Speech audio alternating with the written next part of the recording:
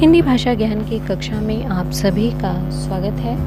आज की कक्षा में हम भाषा माधुरी के अंतर्गत पाठ 13 चतुर चित्रकार नामक एक हास्य व्यंग्य कविता को पढ़ेंगे।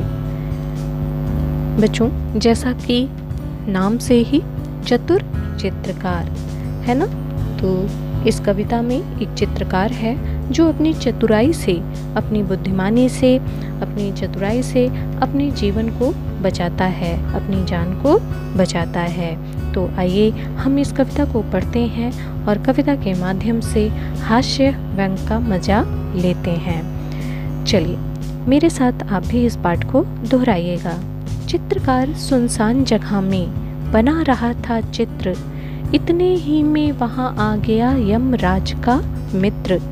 उसे देख चित्रकार के तुरंत उड़ गए होश, नदी पहाड़ पेड़ पत्तों का रहना गया कुछ जोश।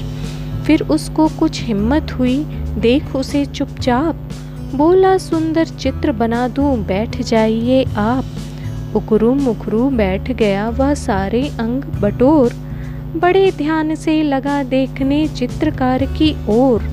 चित्रकार ने कहा हो गया आगे का तैयार, अब मुँह आप उधर तो करिए जंगल के सरदार।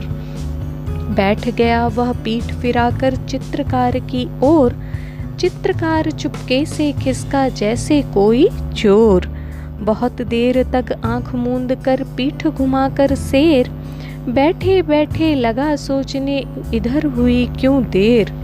झील किनारे नाव लगी थी एक रखा था बांस, चित्रकार ने नाव पकड़कर ली जी भर के सांस।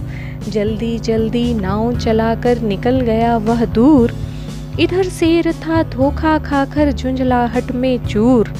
शेर बहुत खिसिया कर बोला नाव जरा सी रोक, कलम और कागज तो ले जा रे कायर डरपोक। चित्रकार ने कहा तुरंत ही रखिए अपने पास, चित्रकला का आप कीजिए जंगल में अभ्यास।